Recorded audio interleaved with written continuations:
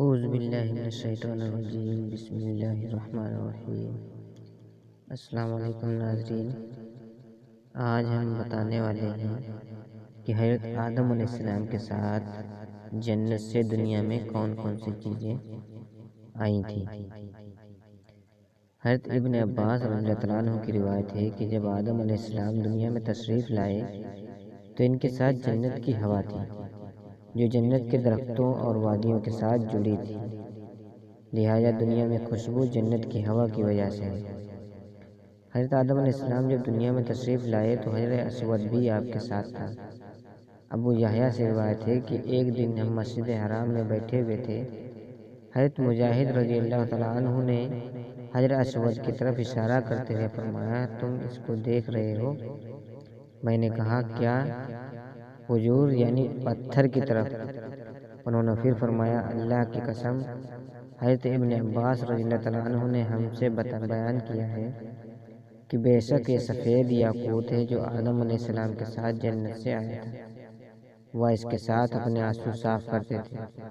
جب آپ دنیا میں تشریف لائے تو آپ کے آنسو ہی نہیں تھم رہے تھے، یہاں تک کہ وہ دوبارہ واپس لوٹ گئے، یعنی دنیا سے انتقال کر گئے۔ یہ عرصہ 1000 سال بنا۔ اس کے بعد پھر کبھی ابلیس ان کو بہکانے پر قادر نہ ہو سکا۔ میں نے کہا، اے ابو الحجاج، یہ کالا کیوں ہے؟ فرمایا، زمانۂ جاہلیت میں حیض والی عورتیں اسے چھوتی تھیں۔ حضرت آدم علیہ السلام کے ساتھ موسیٰ علیہ السلام کا عصا بھی تھا جو جنت کے پیڑ ریحان سے بنا ہوا تھا۔ اس کی لمبائی 10 جراح گز موسیٰ کے قد کے برابر تھی۔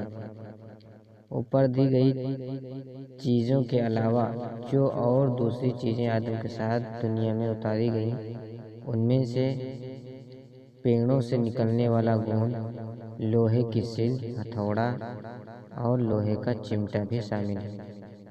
جب پہاڑ پر اترے تو اس پر لوہے کی ایک شاخ اگی دیکھی، لہٰذا آپ ہتھوڑے کے ساتھ اسے توڑنے لگے اور فرمایا، یہ ہتھوڑا اسی کی جنس کا قسم ہے۔ اور لوہے کی شاخ پرانی اور کمزور ہو چکی تھی۔ جب آپ نے آگ جلائی تو وہ پگھل گئی۔ پھر آپ نے اس سے چھری بنائی۔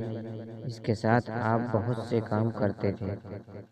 اس کے ساتھ آپ اپنے تندور بنایا۔ کہا جاتا ہے وہی تندور تھا جو نوح علیہ السلام کو وراثت میں ملا تھا، اور طوفان نوح کے وقت یہی تندور ابلا تھا۔ کھانے والی پاکیزہ چیزیں۔ ابن عمر رضی اللہ عنہ سے روایت ہے کہ جب حضرت آدم علیہ السلام جنت سے دنیا میں تشریف لائے تو آپ کے سر پر جنتی پتوں کا ایک تاج تھا۔ کچھ وقت بعد یہ پتے سوکھ کر گر گئے اور ادھر ادھر بکھر گئے، جس سے تمام پاکیزہ چیزیں اگ گئیں۔ جب آپ جنت سے تشریف لائے اور ایک پہاڑ پر اترے تو آپ کے ساتھ جنتی پیڑوں کے پتے تھے۔ انہوں نے پتے اس پہاڑ پر بھی بکھیر دیے، لہٰذا تمام پاکیزہ پھل اور میوے وغیرہ ہند میں اسی وجہ سے ملتے ہیں۔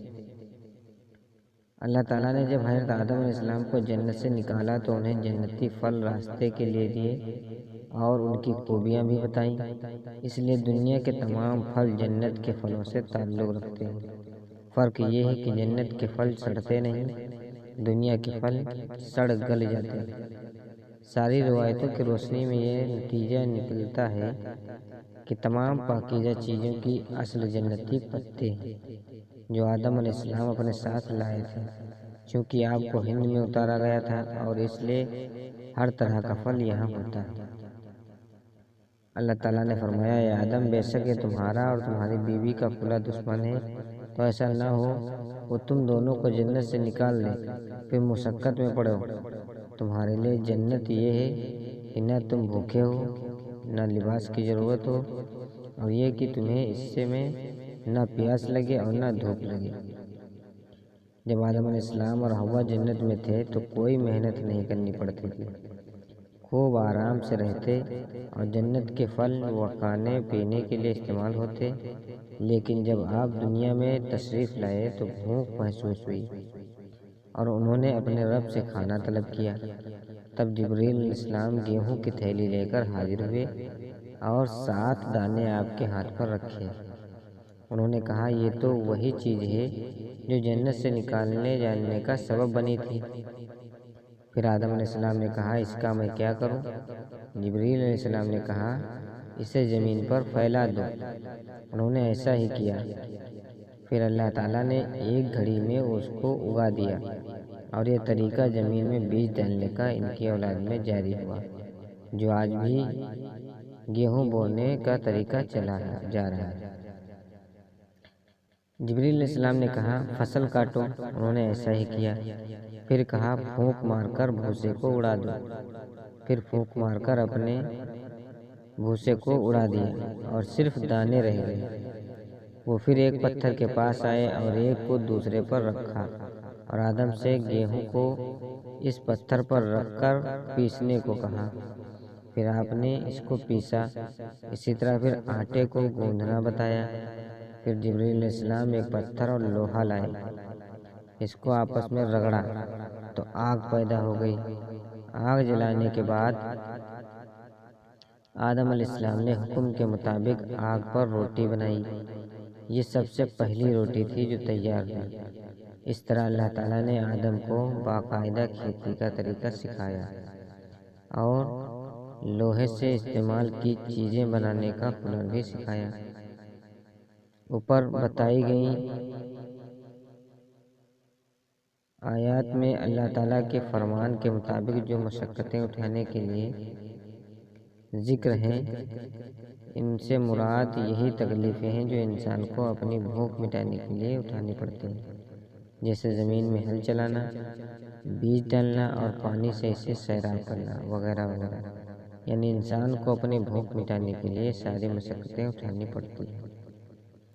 دوستو، ہمارا ویڈیو اگر اچھا لگا ہو تو پلیز لائک اور شیئر اور سبسکرائب ضرور کیجیے گا۔